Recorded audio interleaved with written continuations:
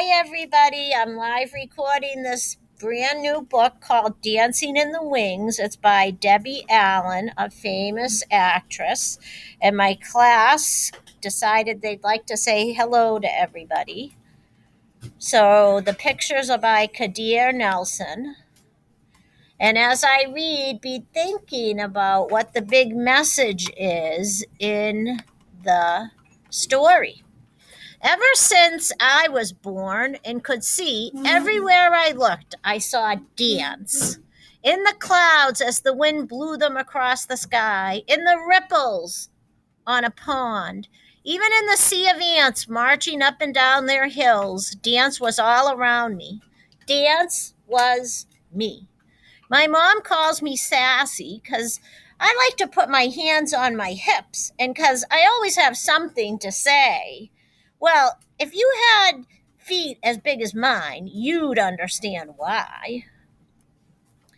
You should join the swimming team since you got those long toes and don't need any fins, my older brother Huey teased. I shot right back. At least I don't have that big forehead looking like a street lamp. Mama said, "Stop all that bad talk.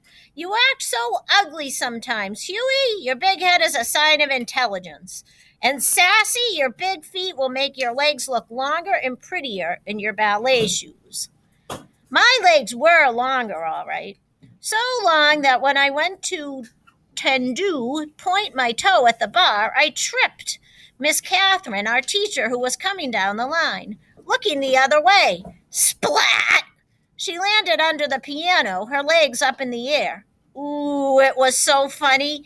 Even she had to laugh. "Sassy," she called out, "I'm going to tie orange bows on those big feet." "Sorry, Miss Catherine," I answered, "but if you don't wear your glasses, you still won't see them." One thing for sure, because of my long legs and big feet, I could jump higher and spin faster than everyone else.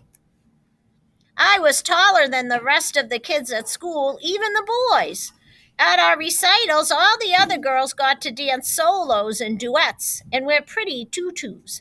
I was too big for the boys to pick up and too tall to be in line with the other girls, so I watched from backstage, dancing in the wings, hoping that if I just kept dancing and trying, it would be my turn to dance in the spotlight.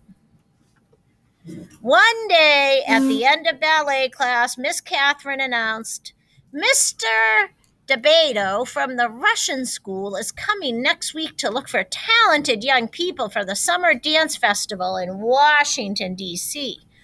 The whole room turned into a whirlpool of excitement as the sign-up sheet was posted. Everyone wanted to try, especially me. But as I wrote my name down, I heard two girls, Molly and Mona, giggle. Mona said, "Oh, please, she'll never make it. They said talent, not a tyrannosaurus." My heart seemed to stand still. For once, I had nothing to say. I couldn't hide the tears I felt welling up in my eyes, so I just grabbed my dance bag and ran to the parking lot. I heard a familiar horn honk and turned to see my Uncle Red in his bright green pickup truck. Uncle Red had the whitest, tight, curly hair, smelled of cigars, and every day wore something red. A tie, a hat, a shirt, socks, maybe even his shoestrings, just something red. Why, of all days, did Mama have to send him to pick me up? Why today? I was not in the mood for his jokes or stories, but I quickly tried to dry my eyes and smile. "I got a good one for you today, Sassy. What did the banana say to the monkey?" "Split! Ha ha! Got it? Split, banana split." I started to cry. "Sassy, what's wrong?" he asked. I told him what had happened. "I'm just so much taller than the other dancers, Uncle Red." "Sassy," he said, "you gotta look at that as a gift. Being tall means you can see all around, so you can always find the right path to take." No, I said, it means I stick out like a big acne bump on someone's nose. I'll never get to dance. It's a waste of time to go to the audition. Listen, gal, said Uncle Red, if I was as tall and pretty as you, I wouldn't need to wear red so people know it's me coming and going. All you gotta do is make your mark on the world, is walk into a room. By the time I got home, Uncle Red had cheered me up, had me laughing and feeling better. As I got out of his truck, he waved goodbye, calling out, "Make your mark, girl!" Huey and his football friends stopped playing. Huey yelled out, "Hey, Sassy, why don't you come and play with us? We need a goal post." His little mean, ugly friends laughed. Boy, did that make me mad. "Sure, if we can use your big head for the ball," I shouted back. His friends screamed with laughter. Huey got so mad he turned red, looking like a tomato. "With that big head, ha! We were just about to go at each other when Mama called us inside." Late that night, I lay awake, staring out my window and thinking about Uncle Red's words. I could see myself dancing on the Milky Way, swirling like a twinkling shooting star. Next thing I knew, I was talking to myself out loud. "I'm going to that audition, big feet and all." On the day of the tryout, kids came from all over the city. It was so crowded. Everyone was expected to wear black, but like Uncle Red, I picked my own color, bright yellow. And instead of standing in the back, I squeezed between Molly and Mona right in the front row. I ignored their snickering. Miss Catherine came in and introduced Mr. DeBato. Everyone applauded. Boy, was he short! Couldn't have been more than 4 feet 9 inches tall. He started walking down the rows, pacing back and forth, just looking at us. Then he stopped right in front of me and said, "Young lady, why are you wearing that loud yellow leotard? I'll need to put on sunglasses to see anybody else. Please go to the back row." Molly whispered, "See? You wouldn't want to be ya. See ya, wouldn't want to be ya." "At least he noticed me," I snapped. I put my hands on my hips and walked to the back. The first round of the audition was center floor exercises. Mr. DeBato walked around prodding and poking, making corrections. He stopped once and looked right at me but didn't say a thing. I held my breath as he dismissed almost half the kids after the first round. But not me. Next was the adagio, the slow section. I stood as close to Mona as I could get and whispered, "Your little skinny short legs are going to look like chicken wings next to mine." "I'd rather look like a chicken than a turkey like you with that long neck," she answered. "Talk to the hand," I told her.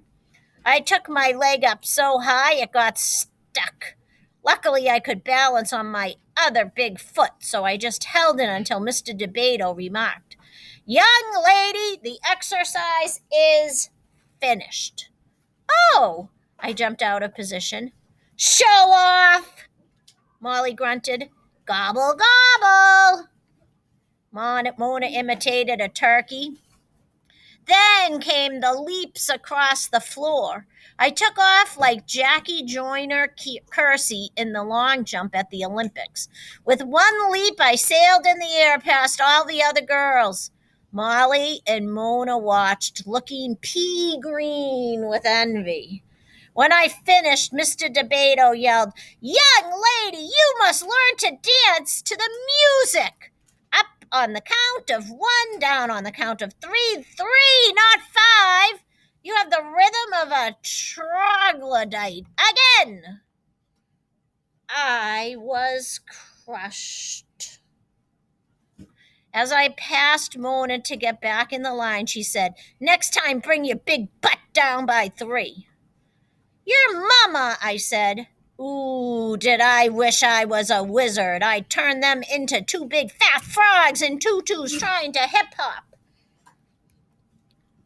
By the end of the day, there were only 7 of us left. Mr. DeBeto called out everyone's name except mine and asked them to step forward. Standing alone, I really had to fight to hold back my tears. Then I heard him say, "Thank you all for coming today. Keep working, keep trying. You are dismissed." Mr. DeBeto said to me, "Sassy, you have a great deal of potential. You have beautiful long arms and legs, but you flail about with no control. You must learn to use your feet better and timing. We have a lot of work to do when you come to Washington this summer, but please leave that loud yellow leotard at home. All you need do it to be noticed is walk into a room. Dismissed." He walked out. Jumping and shouting, I ran to the parking lot. "I made it, Mom, I made it." Guess who was there to pick me up?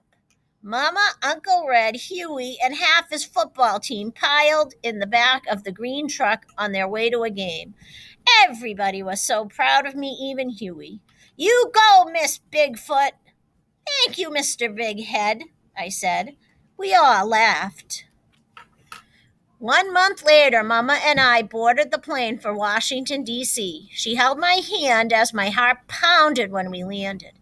At the school, there were young dancers from Russia, Mexico, France, China, Cuba, Brazil, New York, Texas, and long-legged me from Inglewood, California. In the class the first day, Mr. DeBeto introduced me to his 12-year-old protege, a boy named Dwight, who was 5 feet 10 inches tall. "Dwight, I think I have found you a partner. Meet Sassy."